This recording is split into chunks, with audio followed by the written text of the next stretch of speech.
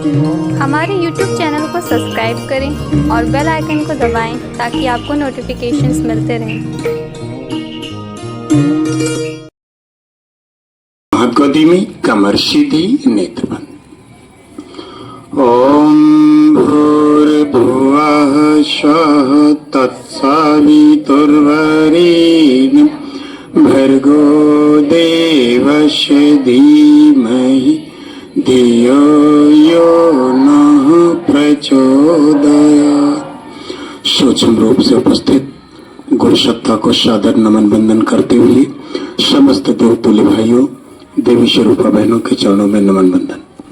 देखिए, ये परम सौभाग्य है। आप लोग कहाँ जा रहे हैं?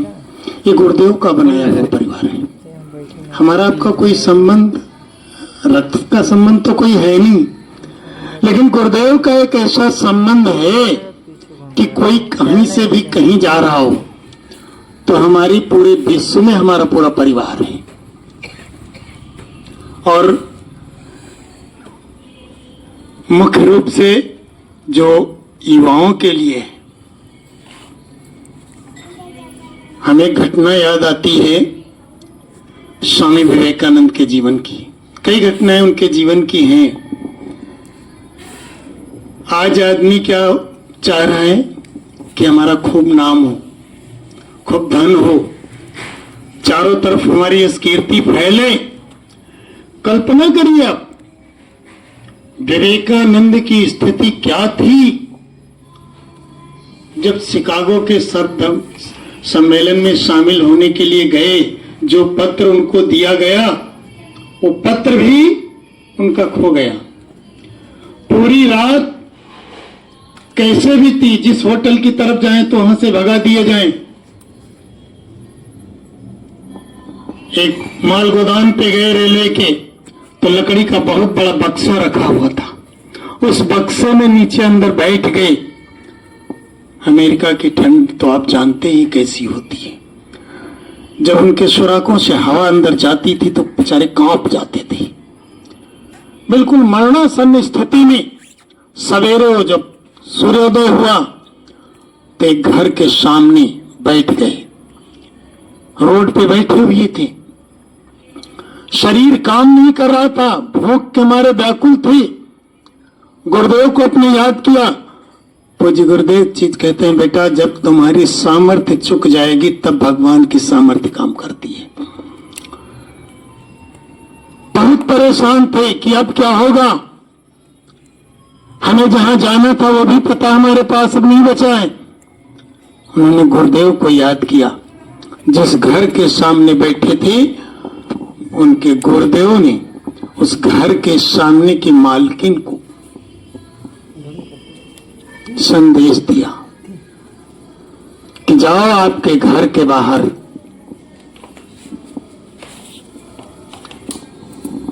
एक बैठा हुआ व्यक्ति है, उसकी तुम्हें कुछ मदद करनी है। वो बेचारी दौड़ करके बाहर आई है। बाहर आ करके देखी कि एक युवा सन्यासी बाहर बैठा हुआ है।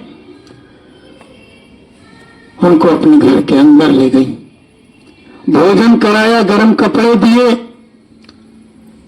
और उद्देश्य पूछा कि आप कहां से आए हैं, क्यों आए हैं, क्या उद्देश्य है आपका आने का। उन्होंने अपना पूरा उद्देश्य बताया।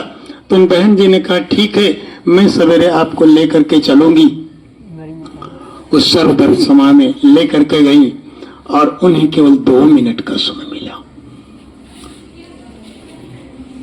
उनके अंदर भी यह था कि अब हम किस तरीके से क्या बोले, क्योंकि इस सर्वधर्म सभा सम्मेलन में जो भी व्यक्ति आए हुए हैं तो वो सालों साल की अपनी तैयारी करके आए हुए हैं। हमारी तो स्थिति यह रही कि किसी तरीके से प्राण बचे। गए मंच पर, गुरुदेव को याद किया। सभी लोग जानते हैं 2 मिनट का समय दिया गया और केवल भाइयों और बहनों के संबोधन पर ही 2 मिनट तक तालियां ही गूंजती रही। कितने बोलते गए, किसी को कुछ पता ही नहीं चला। और वही स्वामी विवेकानंद जिनको कल सभी होटलों से भगा दिया जा रहा था, कोई अपने घर की तरफ नहीं ले जाना चाहता था। और उसी स्वामी विवेकानंद की बड़ी बड़ी होर्डिंगें शिकागो शहर में लग गई, नीचे लिखा था स्वामी विवेकानंद। बड़ी बड़ी लग्जरी गाड़ियां खड़ी थी कि आज आप मेरे मेहमान हैं, आज आप मेरे मेहमान हैं।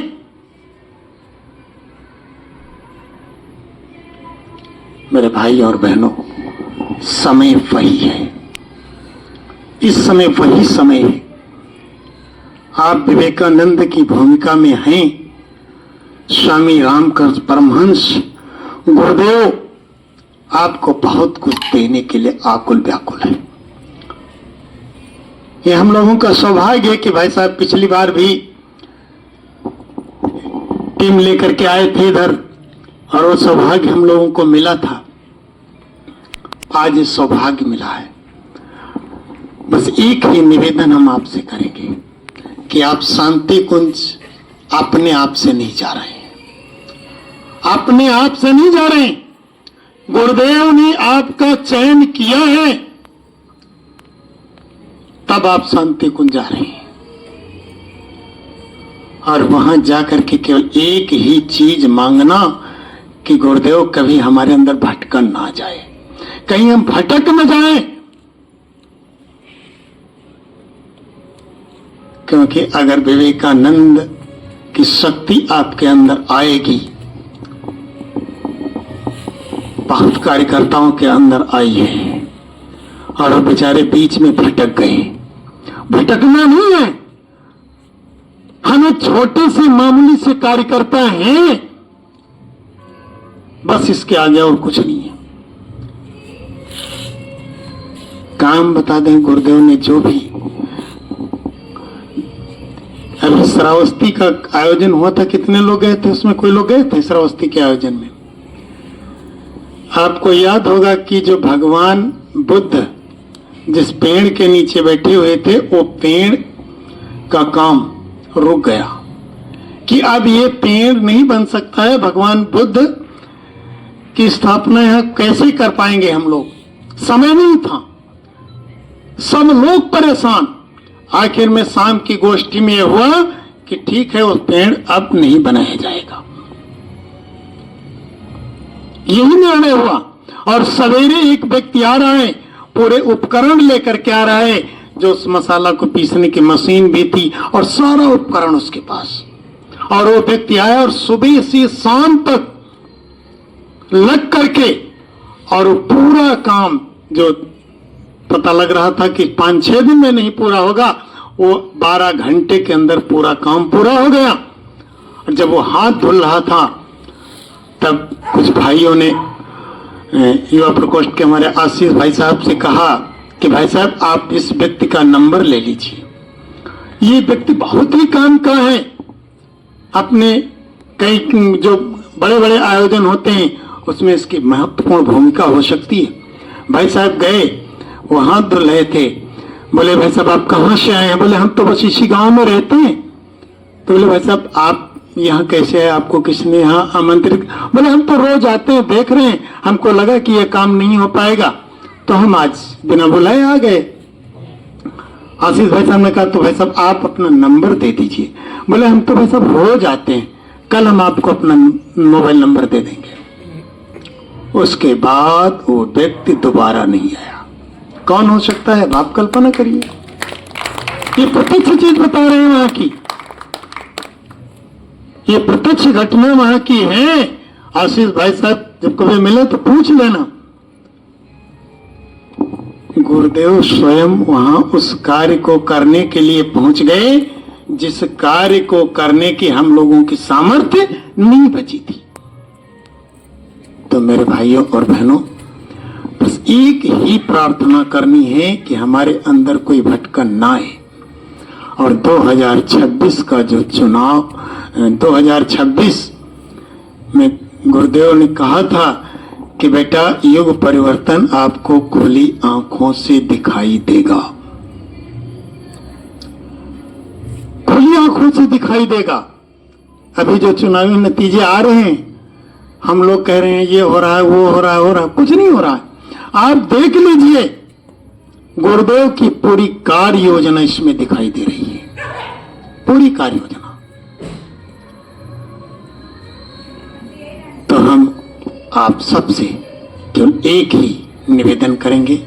हम यहाँ के मुख्य प्रबंध ट्रस्टी हैं, लेकिन हमने अपने आप को कभी मुख्य प्रबंध ट्रस्टी नहीं माना है।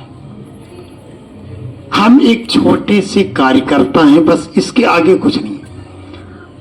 व्यवस्था की दृष्टि से बनाना पड़ता है और बनना भी पड़ता है, लेकिन कभी अपने आप को हम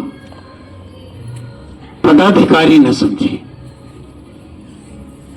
आप बस्ती से आदरणीय जगराम भाई साहब हमारे साथ 1.5 महीना श्रावस्ती में रहे। 1.5 महीने के साथ में बड़ा घर जैसा स्नेह हो गया। भैया से भी अभी पिछले दिनों मुलाकात हुई। तो हम यही एक चाह रहे हैं, और वो बीजारोपण जो आपके बस्ती में हुआ है वो शायद उत्तर प्रदेश में भी नहीं हो पाया है, क्योंकि हमारी जब युवा प्रकोष्ठ से बातचीत होती रहती है, आदरणीय भाई साहब लोगों से बातचीत होती रहती है, तो लग रहा है कि वहां से क्रांति का बिगुल बजने वाला है। और खास करके 21वीं सदी किसकी सदी है? नारी सदी। तो युग परिवर्तन के मुख्य सूत्रधार कौन होंगे? आप लोग हैं। तो हम आप लोगों से बस यही अपेक्षा चाह रहे हैं। भैया सिन्हा जी आ नहीं रहे को लोग? अब नहीं है कोई, पीछे 2-4 लोग। चलिए, हमारे वहाँ बहनों की टीम जो है और तो ज्यादा नहीं कुछ कर पा रही है, क्योंकि अभी हम लोगों की व्यवस्थाएं सभी पूर्ण नहीं हो पा रही हैं। कुछ ऐसी व्यवस्थाएं बीच में आ गई, उन व्यवस्थाओं को भी संभाला जा रहा है। क्योंकि यहाँ आने वाला व्यक्ति, गुरुदेव कहते थे, गुरुदेव ने ही कहा और किसी ने नहीं कहा कि आप मेरे अंग और अवयव हैं। तो जब आप गुरुदेव के अंग अवयव हैं तो हमारे लिए क्या हुए? गुरुदेव हुए नहीं हुए। तो बस अब आप लोगों से एक ही बात करनी है कि आप लोग यहाँ से जा रहे हैं तो जाते जाते गुरुदेव के इस तरह का प्यार आपको जो यहाँ मिल रहा है, आप कल्पना करिए, आप कहीं भी जाते, जैसे बाबूजी ने बोला, तो हम लोगों ने खुद सोचा कि अगर हमारा घर ही रास्ते में पड़ रहा है तो क्यों हम किसी और के यहाँ पर जाएं, कहीं और क्यों जाएं। तो इसलिए हम लोग घर से निकल के घर पर आए हैं और वापस से यहाँ से निकल के एक घर और जाना, शांति कुंज, जो हम सभी लोग का घर है। तो जैसा बाबूजी ने हम लोगों को बताया है और आप लोगों को भी, जो लोग बस में थे, आप लोगों को निरंतर बताया जा रहा था कि आप गुरु के पास जा रहे हैं। गुरु अर्थात मन का चिकित्सक। और जब मन के चिकित्सक के पास जाते हैं तो मन के अंदर जितनी भी मैल होती है वो सारी मैल को धुलने का कार्य वो करता है। जैसा बाबूजी ने बोला, बाधा कौन बनता है? हम स्वयं बनते हैं। हमारा मैं गुरुदेव कहते थे, बार बार अगर तू मैं करेगा तो बकरी की तरह तेरा जीवन बीत जाएगा, एक दिन तो कभी कट जाएगा। कैसे कट जाएगा? अपने काम, क्रोध, लोभ, मोह, अहंकार की माया में फंस के कट जाएगा, जीवन को सार्थक नहीं बना पाएगा। तो यदि हम वास्तव में इस बात को समझ पा रहे हैं कि हाँ, हम गुरु के पास जा रहे हैं। अभी आप ही में से एक बहन ने कहा कि जब हम यहाँ पर आए और सरल श्रद्धा प्रखर प्रज्ञा के पास गए तो हमारा रोंगटा इस तरह से खड़ा हो गया। तो अगर साइंस की भाषा में थोड़ा सा बोलेंगे तो हम सब स्टेशन में हैं, तो अभी हम लोग जहाँ से पावर जनरेट होती है वहां जा रहे हैं। तो सोचिए, यहाँ पर जब इस तरह की अनुभूति आपको हो रही है, तब जब आप पावर स्टेशन में जाएंगे जहां से पूरी की पूरी पावर जनरेट हो रही है, जहां पर गुरुदेव ने सन 71 से इतना गहरा जप किया, 84 से लेकर 90 तक सूक्ष्मीकरण की साधना करी, वहां किस तरह की ऊर्जा आप अनुभव करने वाले हैं। बस देखना इतना है कि आप कितने समर्पण के साथ वहां जा पाते हैं। हम सभी को उसी समर्पण के साथ वहां जाना है। जो बातें हमें बहुत गहराई से सिखाई जाएगी उसको सीखना है। तभी ये सारी जो हम लोग योजना बना रहे हैं, जो चीजें कर रहे हैं, किसी के पास भी बाबूजी कह देते कि आज रात को अभी 10 बज रहा है, आप लोग सोचिए, आपके घर पे कोई आता है, कहते हैं कि हाँ 2 लोग आते हैं, तो खाना बनाने की बात हो, क्या कहेंगे? भाई साहब आज जो है इस समय ना आइए, कल आ जाइएगा। घर पे सुनते होंगे कोई रिश्तेदार आता होगा, टालने की कोशिश करते होंगे। लेकिन सोचिए 120 लोगों का जब पूरा का पूरा व्यवस्था बनाना है, एक दिन पहले पूरी तरह से बात पता चली, एक झिझक नहीं, हम लोगों को रिक्वेस्ट करना पड़ा। उन्होंने साफ साफ कहा कि जैसे हम खातेदारी करते हैं, पिछली बार हम लोग आए तो दाल चावल रोटी सब्जी सलाद रायता पूरा व्यवस्थित रूप से हम लोगों ने भोजन किया, विश्राम किया। और फिर हम लोग लगभग अभी तो इस बार लेट आए क्योंकि बस की थोड़ी सी तालमेल नहीं बन पाई। हम लोग का प्रॉपर फिर अच्छी से क्लासेस थोड़ी सी चली। और फिर पिछली बार 12 बहनें आई थी। बड़े सौभाग्य की बात है, 12 बहनों से फिर से हम 100 से ऊपर जा रहे हैं। और इस तरह से हम लोग ये भावना लेके चले। पिछली बार जब हम आए थे तो हम लोगों ने युग श्रेयता श्रावस्ती के संकल्प को पूरा करते हुए आए थे कि वहां बोला गया था कि सुपर 50 की टीम शांति कुंज लेके कौन जाएगा। तो हमने ये प्रयास किया, सफल रहा। अब इस बार बहनों को ले जाने का संकल्प हमको सुल्तानपुर से मिला था। सुल्तानपुर में कन्या कौशल शिविर था। तो हम लोग आए हैं और ये सदी नारी सदी है। आप यहाँ पर आए हैं तो मैंने आप सभी को पहले ही बताया था कि आए हैं तो आप जो है इतने भावनाशील है कि आप 5 लोगों को सिखाएंगे, 10 लोगों को सिखाएंगे और आप जो कार्य करेंगे बिल्कुल एकदम चेन की तरह आगे होता चला जाएगा। तो ज्यादा और बातें मैं अपने बातों को नहीं कहना चाहूंगा, बस इतना कहूंगा कि जो समर्पण का भाव आपके भीतर होना चाहिए। और बाबूजी ने जो बोला कि आप लोगों को यहाँ चुना गया है, यू आर सेलेक्टेड। आप खुद सोचिए, आप जब अपने स्कूल में गए होंगे, आपके क्लास में 100 लोगों में से 5 आए। अलग अलग स्कूलों में कितने लोगों को कैसे कैसे बोला गया होगा, आप किस तरह से आए। कई लोगों को किस तरह से प्लान बना बिगड़ा, कई लोग आने वाले थे। अभी एक बच्ची थी पांडे गर्ल्स की, उसका क्या था कि वो बिल्कुल तैयार थी शाम तक, लेकिन हमारे पास बिल्कुल कांटेक्ट ही नहीं था उसका कि उसको जाना है नहीं जाना, हमारे पास कुछ बिल्कुल भी कांटेक्ट नहीं था। लेकिन कल शाम को अचानक से एक अननोन नंबर से फोन आता है कि हाँ जो है बच्ची इतने दिन से सोच रही, इसका फॉर्म कभी लेने कोई आया ही नहीं, जो फॉर्म भराया गया था। तो कल रात ही रात उस बच्ची ने बोला, सुबह वो आई और जा रही है। और उससे पहले कोई भी किसी तरह की बात नहीं हुई थी। तो आप लोग सिलेक्टेड हैं, अपने आप को बहुत गंभीरता से देखिए। गुरुदेव ने एक बात कही है, आत्मनिर्माण से राष्ट्र निर्माण। तो आपके ऊपर आपकी अपनी जिम्मेदारी है। अपना सुधार संसार की सबसे बड़ी सेवा है। खुद को हम सभी ऊंचा उठाएं ताकि हम लोग वास्तव में जो कार्य गुरुदेव ने दिया है। बाबूजी एक बात कहते हैं कि जिस तरह से शांति कुंज विश्वामित्र की तपस्थली थी, ऐसे जो हमारा बस्ती भी है उसका भी अपना एक संस्कार है। वशिष्ठ ऋषि का आश्रम वहां हुआ करता था और श्री राम जी की शिक्षा दीक्षा वहां हुई है। तो बहुत ही गहरा संस्कार उस भूमि का है, इतना गहरा संस्कार है। इसी संस्कार से, उस भूमि के, उस माटी के संस्कार से हम लोग यहाँ तक आए हैं। हर एक जगह का अपना एक संस्कार होता है। तो वो संस्कार जो आपके अंदर आज पैदा हुआ है, जो भाव इस पल आप अपने अंदर फील कर पा रहे हैं, ये आपके ऊपर है कि आपको इसको जिंदा रखना है।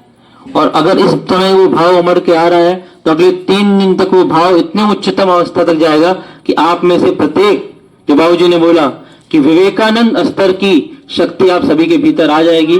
गुरुदेव सदैव आपका मार्गदर्शन करेंगे। इस सभी बातों को बहुत अच्छे से पचाइएगा।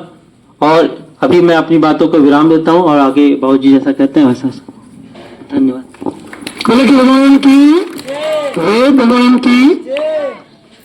देखिए, अगर ये संस्कार न होते तो यूपी से अभी देख लीजिए, पहले ही टारगेट को, श्रावस्ती वाले टारगेट को कितने लोगों ने पूरा किया। और आपने श्रावस्ती के टारगेट को भी पूरा किया और उसके बाद कन्या कौशल शिविर सुल्तानपुर के भी टारगेट को पूरा किया। तो ये गुरुदेव ने आपका चयन कर लिया है। बड़ी खुशी होती है। जैसे भाई साहब वहां से फोन आया कि ये होना है, भाई साहब निकल रहे हैं, तो सौभाग्य है कि वो कुछ सेवा का मौका हम लोगों को भी मिल जाए। और आज हमारे बीच में आदरणीय दीदी जी बैठे हुए हैं, डॉक्टर राजीव सिंह, जो सामने घर बना हुआ है, ये राजकीय डिग्री कॉलेज के प्राचार्य पद से रिटायर हुए हैं। और उन्होंने अपना घर कहाँ बनाया, मूल रूप से आगरा के रहने वाले हैं। दिल्ली में भी आपका मकान है, बेटी दिल्ली में जॉब कर रही है, दोनों बेटी और बेटे। लेकिन आपने जब इसकी स्थापना हुई, और आप कल्पना करिए जिस रास्ते से आप निकल करके आए, इस रास्ते पर 2 साल पहले जब मैं यहाँ आया था तो किसी भी तरफ से आने की कोई रास्ता नहीं था। ये तो अभी इस बीच में 2 साल के अंदर अंदर इतना बना है। तो आप कल्पना करिए कि यहाँ 10 साल से बराबर मकान बना करके रह रहे हैं। लोग कह रहे थे कि पागल हो गए हो, कहाँ पे मकान बनाए हो, सीधे आगरा आ जाओ या दिल्ली आ जाओ।